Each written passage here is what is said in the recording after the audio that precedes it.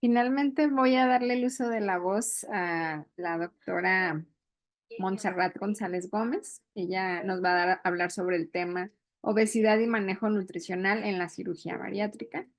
Y pues sin más, le doy la bienvenida. Muchas gracias. Muchas gracias por la invitación. No, ¿sí se logra ver ya la pantalla? Sí se ve, ¿Sí? sí se ve. Muy bien. Bueno, entonces, bueno, mi tema es obesidad y manejo nutricional en la cirugía bariátrica, que este sería como otra de las opciones de tratamiento hacia la obesidad.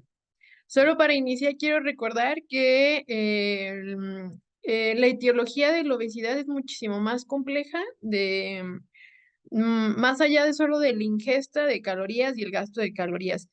Hay que recordar que es multifactorial y ahorita hemos tocado, o sea, han dado unas pinceladas sobre algunos de los factores que pueden ser de riesgo, ¿no? Ya vimos la parte endocrina, la parte de los hábitos de la ingesta de alimentos, pero hay otros factores como la genética, alteraciones en la microbiota, la lactancia materna, alimentación, el estatus socioeconómico, e incluso hasta antecedentes gestacionales que pueden estar relacionados y que no solo puede ser uno, sino que la interacción entre ellos. Por lo tanto, pues tomar en cuenta que la intervención en la obesidad tendrá que ser multifactorial. Y bueno, esto nada más es como un resumen y es como el promedio, el peso que se puede perder con los tratamientos que existen. Tenemos como los cambios en estilos de vida, de acuerdo a los estudios, se han visto que pueden perder entre el 5 y el 10% del peso estas personas. Sin embargo, se ha visto que a largo plazo, entre 4 o 5 años, la mayoría de las personas recupera esa pérdida de peso que se logró. Hay un estudio de los grandes que es el Look-Ahead, en donde se evaluaron los cambios en hábitos de nutrición y actividad física, en los que el 30% de estos sujetos logran perder peso, pero recuperan casi la mayoría del peso a lo largo del tiempo. El tratamientos farmacológicos, ya los mencionó también la doctora Taylor, se puede perder entre un 4 y un 15%, incluso mencionaba ya la doctora que estas nuevas incretinas o los agonistas de los receptores GLP-1 logran perder un peso equivalente a la cirugía bariátrica, se pueden ir hasta el 20-30, dependiendo de la bibliografía. Sin embargo, ellos incluyen también cambios en hábitos de alimentación.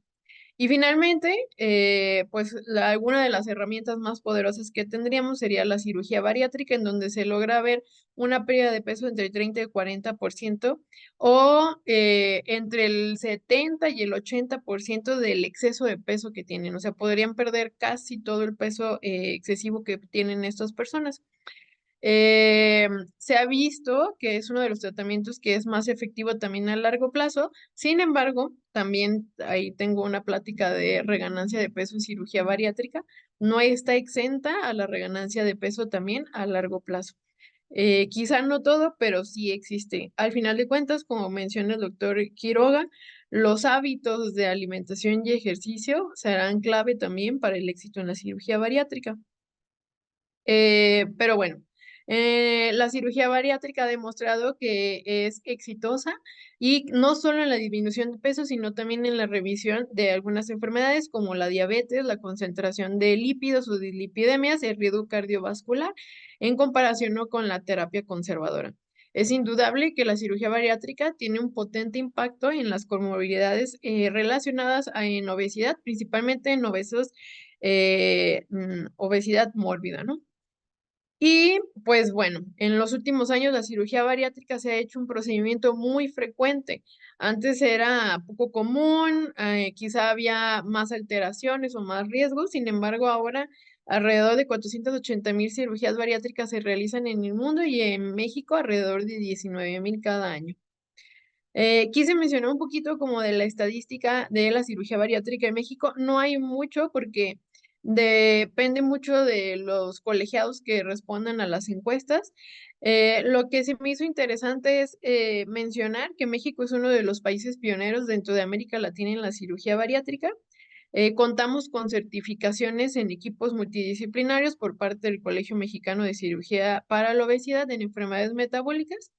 Y esta es como la distribución de los cirujanos, bariatras o los equipos multidisciplinarios que están colegiados y certificados. La mayor parte pues se encuentra en el centro del país, prosiguiendo por el norte. Sin embargo, es importante mencionar que la mayoría de las cirugías, o por lo menos la tercera parte de los procedimientos que se realizan en México, son en la frontera norte de nuestro país, que esto habla mucho sobre de quién se está operando, que sería la mayoría turismo médico. O sea, muchos de los pacientes que vienen serían latinos o personas que viven en Estados Unidos y pues se vienen a operar a México porque es un poco más económico.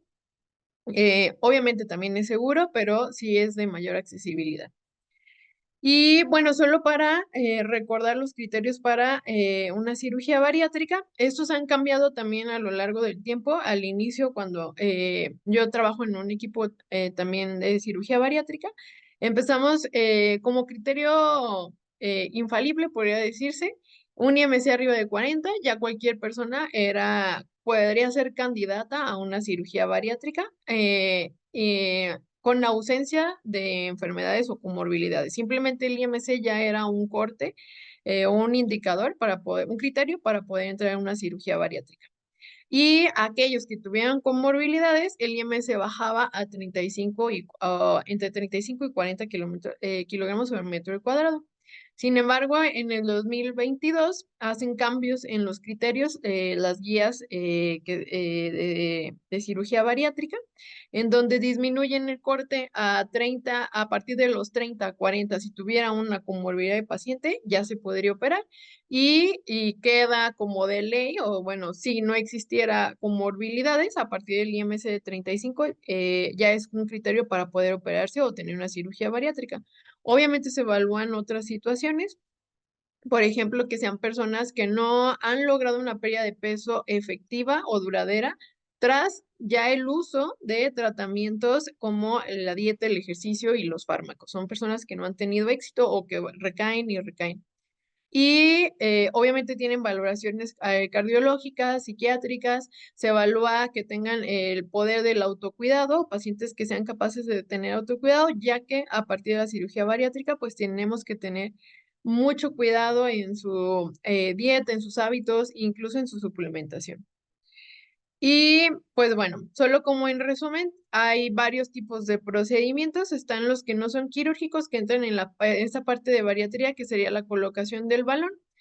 Pero en la parte quirúrgicos tenemos procedimientos quirúrgicos que son restrictivos, o sea, que van a disminuir el consumo de alimentos que podemos adquirir, que sería la manga gástrica o una banda gástrica, que de hecho se han dejado de usar las bandas porque se ha visto que hacen muchas adherencias, empiezan a subir de peso, las personas no las ajustaban, entonces está quedando últimamente en desuso las bandas gástricas. Ahorita lo que más se está utilizando son las mangas gástricas y las cirugías que son de tipo restrictivo, pero además también malabsortivo, como lo mencionó la doctora Taylor, que sería el bypass, y en estos hay otras eh, variedades como una derivación pancreática o algunos nuevos procedimientos. Sin embargo, la finalidad es que no se absorba una parte de lo que consumimos y también se restringe lo que consumimos. No nos cabe más de una traza aproximadamente.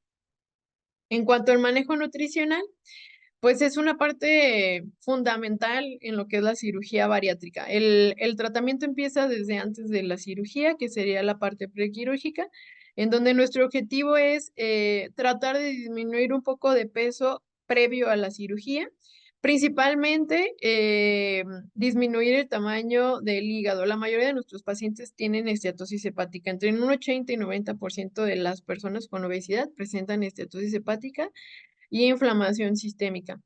El problema de tener un hígado grande, graso, es que a la hora de la cirugía, pues va a dificultar también las maniobras quirúrgicas y esto también puede tener pues algunas alteraciones. Por lo tanto, es muy importante que empecemos con el plan de alimentación previo a la cirugía.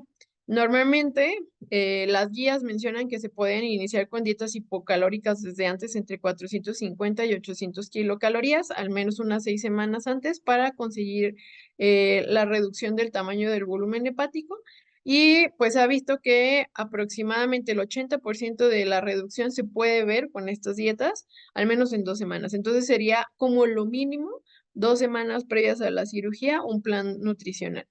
Esto es con el objetivo de disminuir como el tamaño del hígado. Sin embargo, hay otras implicaciones en el tratamiento previo, que sería comenzar a tener o cambiar sus hábitos, porque de un día para otro va a cambiar totalmente la alimentación y la vida de estas personas.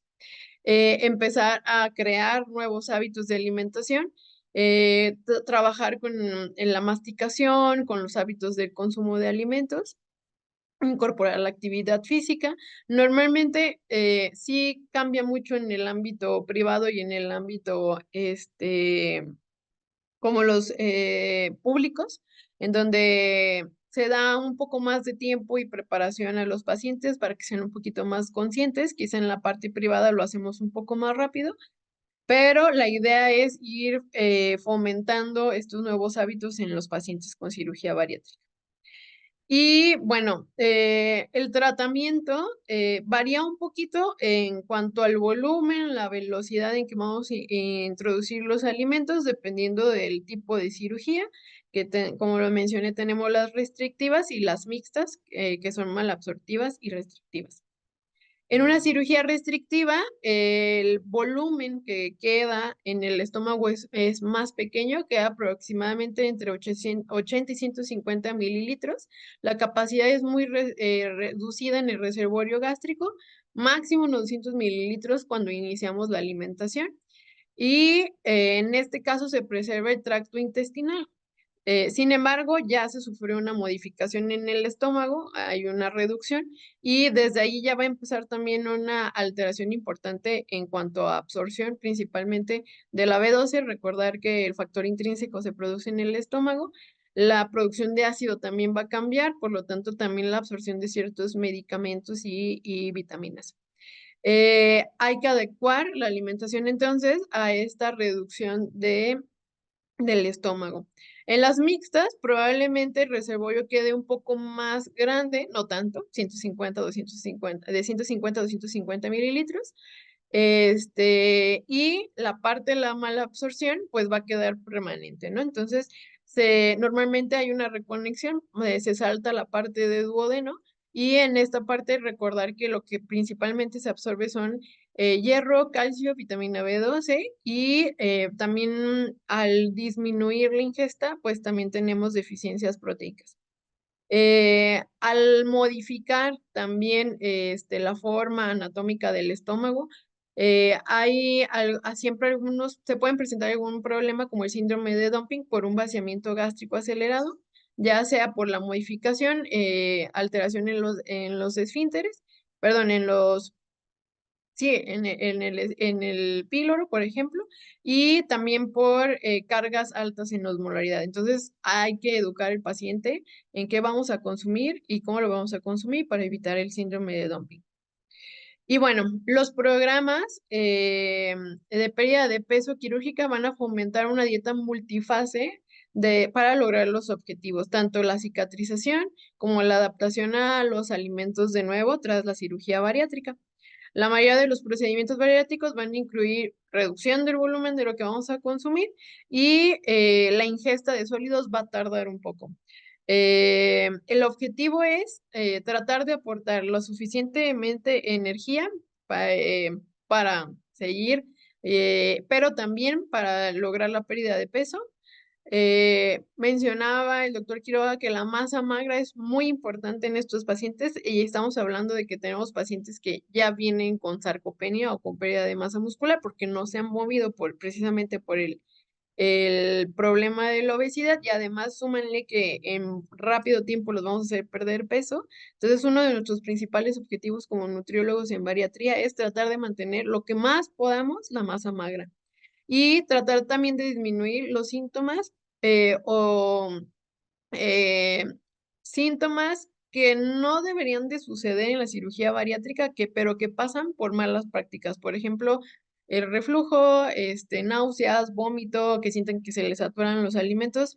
Normalmente todas esas situaciones son porque o están comiendo muy rápido o no están masticando bien los alimentos o están comiendo volúmenes que no pueden tolerar. Entonces, la parte de la educación en esta parte también es muy importante y obviamente, pues lograr perder el peso, principalmente en tejido graso. Mm, Depende mucho de las clínicas o los equipos en donde se haga la cirugía, cómo van a manejar las dietas. O sea, están las guías, pero normalmente se pueden ver que hay cambios de acuerdo a los equipos multidisciplinarios. No hay como una estandarización en las etapas, en cuánto tiempo progresamos, porque también depende mucho de la clínica, o sea, depende de cómo vaya tolerando el paciente los líquidos, cuánto volumen vaya tolerando y esto nos da la pauta para saber si progresamos un poco más rápido o agregamos o algunos alimentos más rápidos que otros. Sin embargo, las fases son las mismas que se deben de seguir. Cualquiera que sea el modelo de alimentación propuesto por parte del equipo, pues debe cubrir los requerimientos de proteínas y de vitaminas en estos pacientes. Entonces, les comparto algo de lo que hacemos en la clínica y está también la evidencia científica de cómo iniciamos la alimentación en un paciente tras una cirugía bariátrica. El primer día de que se opera el paciente, que entra a quirófano y sale, supongamos que lo operamos en la mañana, existen muchos protocolos, a lo mejor no han escuchado, como el ERAS, en el que menciona que en las próximas horas se puede iniciar la alimentación o la toma de líquidos. En nuestro caso, hemos decidido empezar a las 24 horas porque por el efecto de la anestesia, el gas que se mete en la misma cirugía, tienen mucha náusea, algo de dolor los pacientes y difícilmente pueden tolerar líquidos en las primeras horas. Entonces, no más de 24 horas tampoco tardamos en iniciar los líquidos y empezamos con líquidos claros en pequeños volúmenes. O sea, van a dar pequeños sorbitos los pacientes, más o menos entre 30 y 50 mililitros. A veces damos como unos vasitos pequeños o usamos cucharas. Y los líquidos, pues con los que se inician es agua natural, hielo, bebidas isotónicas hidratantes, bajas en azúcar para comenzar con la tolerancia. La fase hospitalaria es muy importante para evaluar que el paciente sí está tolerando líquidos y que puede deglutirlos, asimilarlos y que no hay una falla en el procedimiento quirúrgico. Esta es una dieta obviamente limitada en energía, pero ayuda a reestructurar y fomentar la restauración del intestino, volver otra vez al movimiento intestinal y pues incluimos líquidos bajos en densidades. La dieta de líquidos claros no debe de durar más de tampoco 48 horas de puro líquido claro, sino que hay que empezar a suplementar. Estas es las tablas que les mencioné sobre las guías. Obviamente mencionan lo mismo, solo quiero hacerles ver que hay cosas que de la teoría a la práctica a veces no aplican. Por ejemplo, 2 horas después de la cirugía se deben ingerir 15 mililitros de líquidos. Normalmente 2 horas después de la cirugía los pacientes tienen mucha náusea y es muy difícil dar líquidos en ese momento.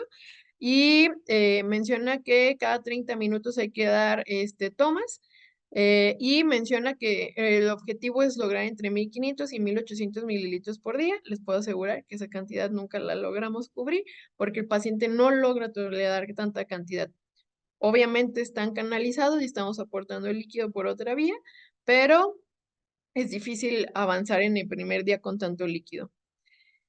En la fase 2, que seguimos con líquidos claros, pero ya una vez que se dio de alta al paciente, hay que recordar que es una cirugía ambulatoria, puede tardar 1 o 2 días en el hospital máximo y van a casa. En casa continuamos con líquidos claros, pero iniciamos con el aporte de proteína y suplementos para alcanzar entre 600 y 800 calorías al día y lo mínimo que recomiendan las guías de aporte de proteínas son 60 gramos al día.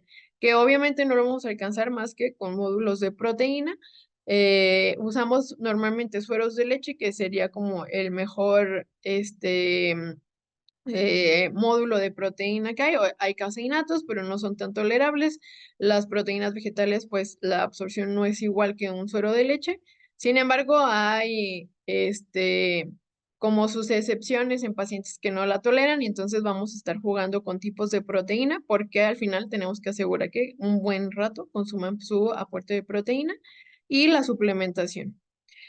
Eh, Nos la dividí en dos porque la primera semana dejamos líquidos claros más el aporte de proteína, y en la segunda semana iniciamos ya con líquidos generales, en donde recordarán que la diferencia es que se agregan lácteos bajos, de preferencia deslactosados y sin azúcar, o un yogur deslactosado o light. No toleran como estos tipos de yogur griegos porque son más espesos, es difícil que los toleren los pacientes en esta fase. Entonces usamos yogur bajo en grasa, bajo en azúcar y sin lactosa de preferencia. Empieza a aumentar un poco más el volumen. El estómago después de la cirugía queda un poco también inflamado por el mismo proceso quirúrgico. Entonces vamos tolerando cada vez un poco más de volumen, máximo 200 mililitros, y tratamos de ir aumentando el aporte calórico con los nuevos líquidos que vamos incluyendo, y principalmente proteína. Tratar de aumentar entre 60 o hasta 80 gramos al día, más los polvos o los suplementos bajos en azúcar. La idea es asegurar un buen aporte proteico para evitar pues la hipoalbuminemia, hipoproteinemia, que cicatrice también los pacientes, y asegurar que se puedan tolerar sólidos más adelante. Esta es también la parte de las guías, en donde mencionan que se debe recomendar a los pacientes un consumo de 120 a 170 mililitros cada hora, que también eso está muy difícil, pero bueno, la idea sí es fomentar que se estén hidratando y consumiendo todos los líquidos que damos. Lo que mencionaba de los yogures en la parte de líquidos generales, no toleran un yogur natural y con azúcar, y obviamente, y vuelven a mencionar que entre 1500 y 1800 mililitros por día.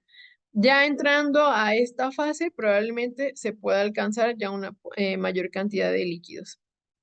Después de estas 2 semanas aproximadamente, pasaríamos a la fase de papilla o puré, y incluimos alimentos como frutas y verduras, proteínas de muy baja cantidad de grasa y que también sean suaves para que se puedan realizar en purés, y verduras obviamente.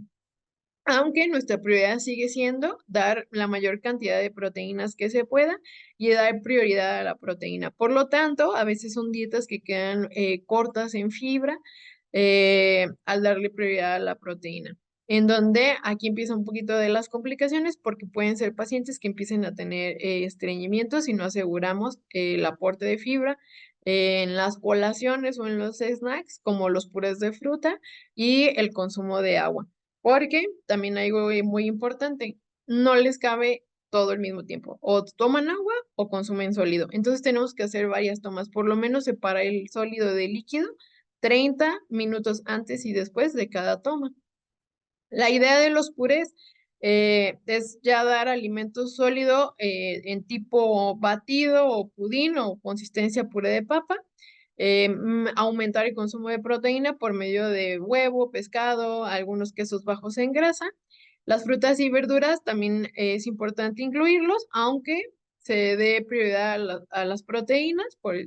Mencionamos que por lo menos en colaciones para alcanzar algo de fibra, y fomentar la tolerancia al aumento de residuo en el estómago pequeño, y la fibra también para empezar a tratar de digerirla, y pues seguir con los suplementos proteicos que van a continuar durante algunos meses.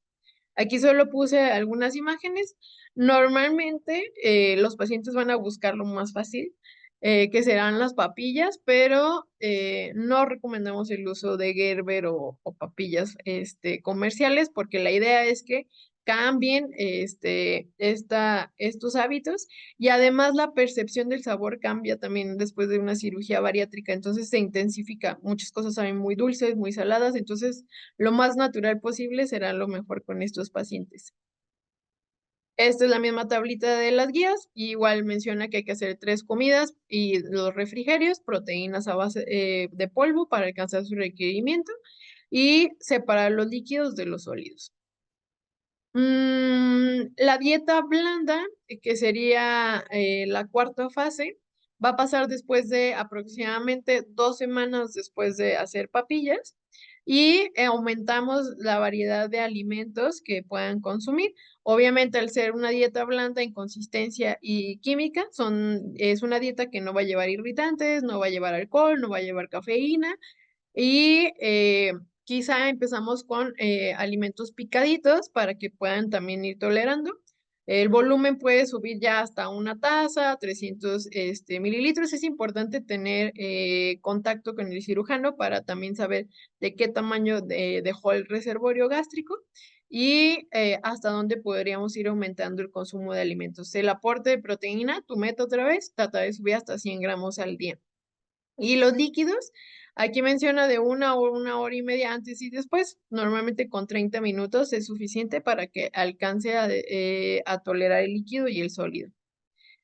Las dietas bariátricas pues son proporciones pequeñas. Es muy importante en esta fase, ya cuando introducimos sólidos, recordarles que tienen que masticar, que tienen que comer lento. Son platos muy pequeños, es prácticamente lo que cabe en un plato cafetero o en una tacita, por lo que el paciente que viene de años de estar comiendo rápido, de estar comiendo grandes volúmenes,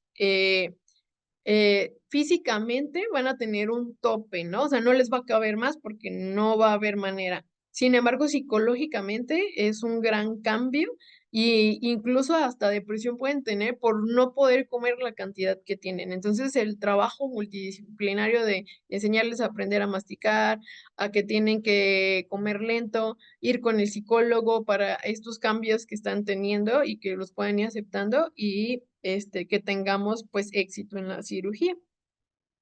En esta parte, estamos hablando de que ya estamos aproximadamente en un mes después de la cirugía. Aún el arroz, el pan, la pasta, algunas carnes fibrosas todavía no se toleran, por lo que hay que seguir la introducción de alimentos poco a poco. Y bueno, la ingesta de líquidos es muy importante. Una de las consecuencias que tenemos muy comunes es la deshidratación en este tipo de pacientes, porque o están comiendo o ya les toca la colación o ya tienen que tomar agua, pero no pueden tomar agua porque ya van a comer. Entonces, como los horarios y planificar con ellos su día es muy importante. Evitar bebidas sin gas, porque además, obviamente, pues los refrescos no son saludables, pero además el gas expande el estómago, y tienen un estómago muy pequeño, les va a caer muy mal las bebidas gaseosas. Acostumbrarlo fuera de las comidas, pero sí estar bebiendo continuamente para poder hidratarse. Hay algo muy común que sucede, que no toleran el agua natural los primeros días, y esto es por falta de solutos. Entonces sienten que se llenan mucho, que queda muy lleno el estómago, y es porque el vaciamiento gástrico es más lento que con algún electrolito. Entonces es común que al inicio no quieran tomar agua natural, pero pues nuestro trabajo también es ir fomentando que vayan dejando los electrolitos o las bebidas isotónicas para llegar también a tomar más agua natural. Y bueno, entre la novena y la 10ª semana vamos a ir progresando. La idea es incluir la mayor cantidad de alimentos saludables a su dieta: carnes rojas, lentejas, alimentos más fibrosos, y ir mejorando pues la digestión. Obviamente vamos a seguir con dietas hipocalóricas, que va a hacer que disminuyan el peso. Esto es uno de los modelos de platos bariátricos que hay. Entonces, si ven en comparación al plato del buen comer, o los que existen de los modelos, es diferente porque la mayor parte va a ser proteína, un cuarto o un poquito más debería ser fruta y verdura, y el cereal al final. Aquí hay que tener mucho cuidado porque damos prioridad a la proteína, a las verduras y los cereales a veces los dejamos al último o si no les caben, les mencionamos que los pueden dejar, pero no dejar esa mala idea de que los carbohidratos son un mal alimento, porque luego tienen miedo de regresar a consumir carbohidratos o, por ejemplo, el arroz, el pan, la pasta. Y eso es algo de lo que trabajamos mucho también en consulta, de no tener miedos o ir sanando esa relación con la comida, ¿no? Porque pues son pacientes que también tenían una mala relación con los alimentos.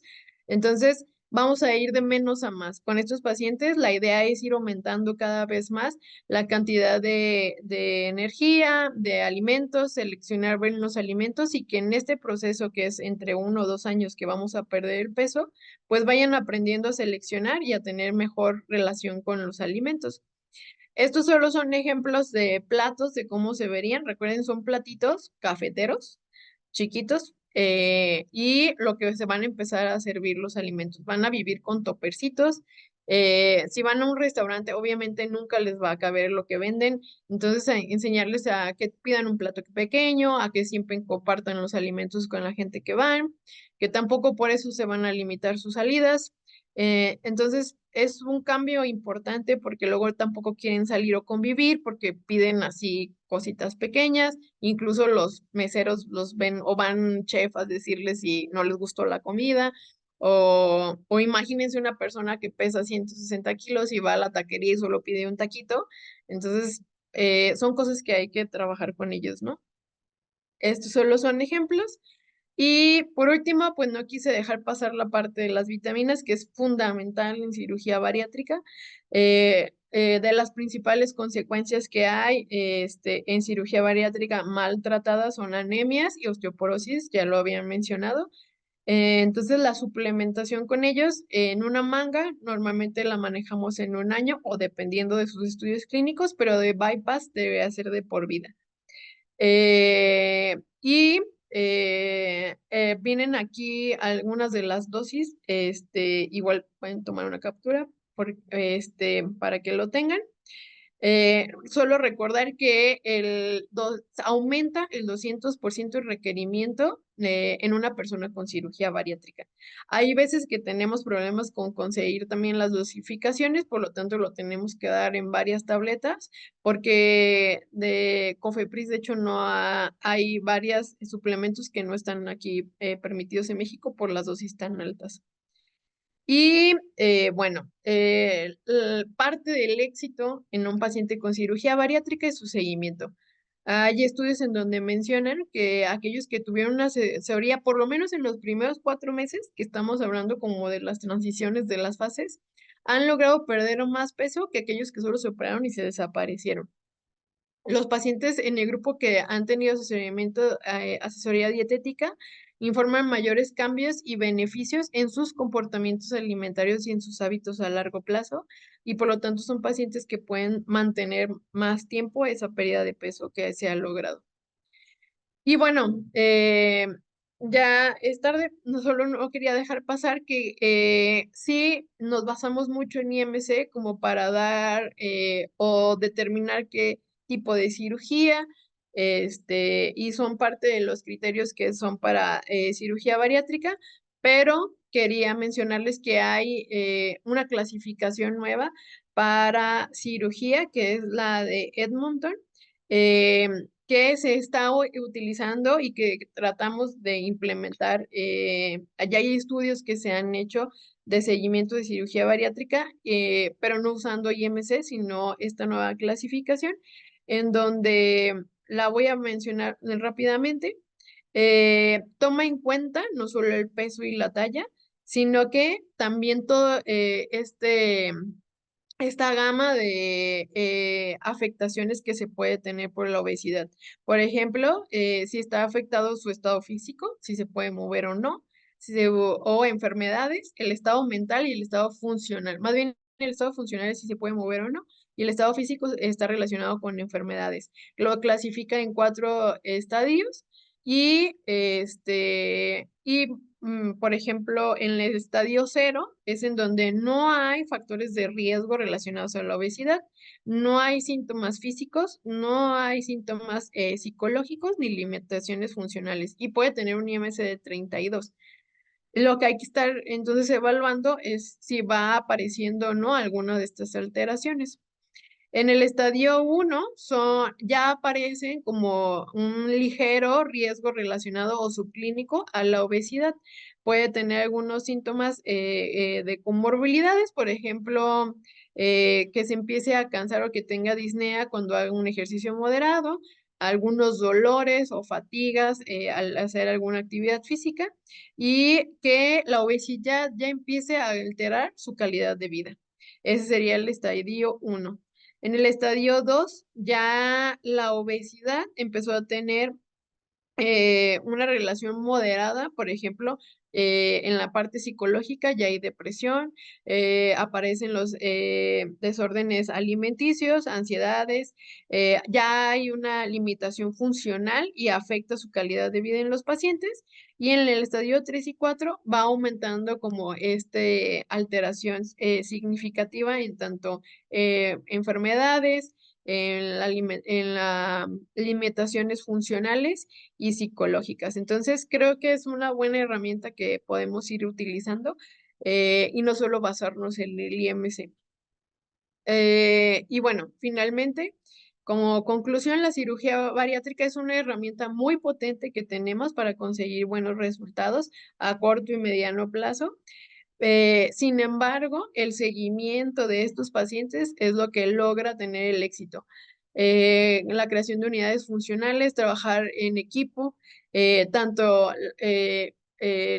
mencionaba el doctor Quiroga la importancia de la actividad física y de prescribirla, ¿no? Una cosa es recomendarla y otra cosa es prescribirla y principalmente en estos pacientes, entonces trabajar con el que nos prescribe actividad física, con el psicólogo, con los endocrinólogos y dar seguimiento a estos pacientes. La pregunta que quiero dejar como al aire es, ¿qué pasa con todos esos pacientes que se están operando y que quedan sin un seguimiento, ¿no? Lo que veíamos de el turismo médico que está sucediendo actualmente en la cirugía bariátrica. Y pues por mi parte sería todo. Muchas gracias, doctora Montserrat. Excelente plática, como las anteriores también.